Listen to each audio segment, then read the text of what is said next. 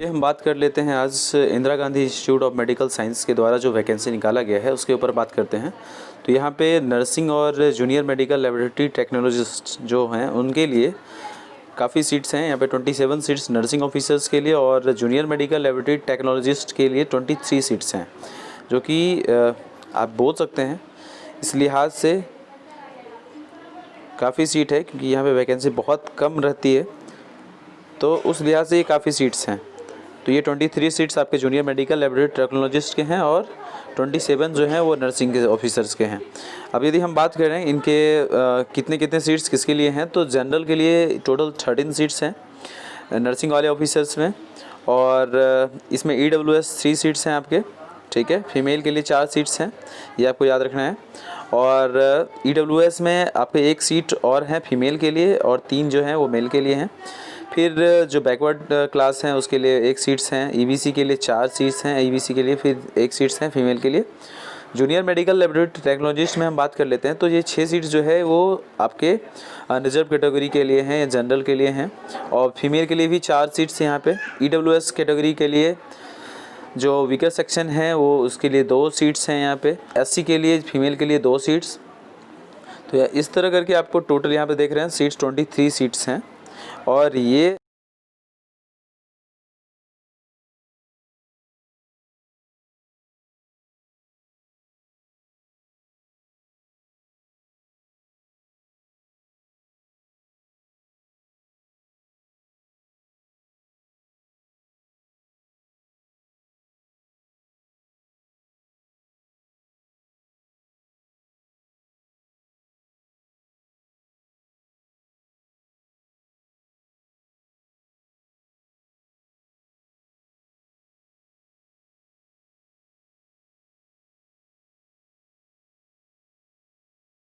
अब हम बात कर लेते हैं इसके बारे में, थोड़ा फुल डिटेल में बात करते हैं कि आखिरकार इसकी सिलेक्शन की क्या प्रक्रिया क्या है, उसके बारे में बात कर लेते हैं। तो जो नर्सिंग ऑफिसर है उसमें कुछ एसेंशियल क्वालिफ़िकेशन चाहिए। BSc नर्सिंग चाहिए। BSc नर्सिंग कोई भी इंडियन जो नर्सिंग काउंसिल है या स्टेट काउंसिल है उससे BSc नर्सिंग होनी चाहिए, ठीक है। उसके बाद यदि हम बात कर लेते हैं तो आगे यदि हम बात करें, या तो सेकेंड है आपका diploma in general nursing midwifery from Indian nursing council, या तो ये रहे, ठीक है। एज लिमिट यहाँ पे दिया हुआ है 18 से 30 होना चाहिए, ठीक है। ये जो स्टार्टिंग है आपका 31/10 से स्टार्ट होगा, ठीक है। एज रिलैक्सेशन जो होगा मतलब 31/10 तक आपका 18 से 30 तक हो जाना चाहिए। इससे यदि कोई ज़्यादा है तो फिर वो नहीं बढ़ेगा। 5 साल SC ST वाले कैंडिडेट को 5 साल का रिलैक्सेशन दिया गया है। 3 साल वाले EBC जो कैंडिडेट हैं उनको 3 साल का रिलैक्सेशन दिया गया है, ठीक है। और यदि हम पे स्केल के बारे में बात करें तो यहाँ पे जो 6 पे ग्रेड है उसके अकॉर्डिंग यहाँ पे 35,400 रुपये ये मंथली सैलरी, और साथ में अलायंस भी जुड़ेगा, ठीक है।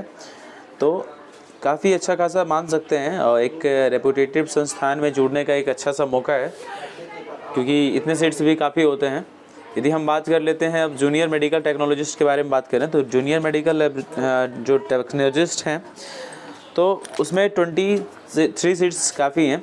तो यहाँ पे भी आपको यहाँ जो एसेंशियल क्वालिफ़िकेशन है उसके बारे में बात करें तो एसेंशियल क्वालिफ़िकेशन में 10+2 साइंस से होना चाहिए, ठीक है। बायोलॉजी तो मस्ट है। उसके बाद 2 ईयर का रेगुलर डिप्लोमा कोर्सेज जिन्होंने किया है वो, और साथ में एक चीज़ यहाँ पे जो दिया गया है कि 1 साल का आपको एक्सपीरियंस भी वहाँ पे शो करना पड़ेगा। 1 साल का जो एक्सपीरियंस होगा वो लगभग वहाँ पे आपको ये आपने किए होंगे, एक्सपीरियंस प्राप्त किए होंगे वैसे हॉस्पिटल से जहाँ पे 100 बेड्स कम से कम होने चाहिए। मिनिमम 100 बेड्स वाले हॉस्पिटल में से जो एक्सपीरियंस लेने वाले जो बंदे हैं उनका यहाँ पे सिलेक्शन होने का ज़्यादा चांसेस हैं। अपर एज लिमिट के बारे में बात कर लेते हैं तो 18 से 27, ठीक है। 31/10 तक पूरा हो जाना चाहिए। रिलैक्सेशन मतलब जो वहाँ के जो एम्प्लॉय हैं IGMS के उनके लिए 40 के बाद मतलब 40 तक रिलैक्सेशन दिया गया है एज में, ठीक है। तो ये भी याद रख लेना है।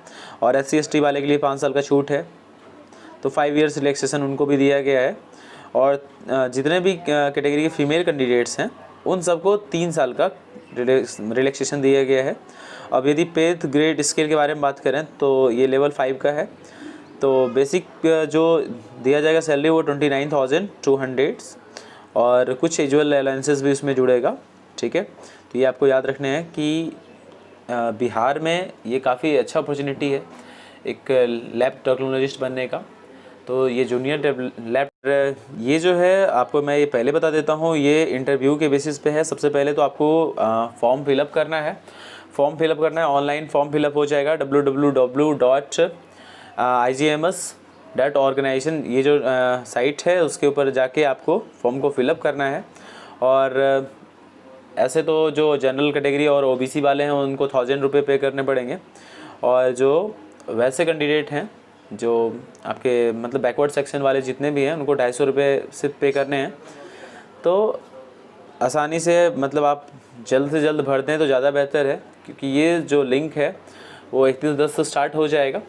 तो जैसे ही स्टार्ट होता है तो आप लोग को भर देना चाहिए और प्रिपेयर होके आपको एग्ज़ाम दे देना चाहिए। जिनको भी लगता है कि वो एलिजिबल हैं तो वो जाके वहाँ पे अपना सबमिट कर दें फॉर्म को, और जो भी डेट मिलता है उस डेट पे जाके आपको वहाँ पे इंटरव्यू दे देना है।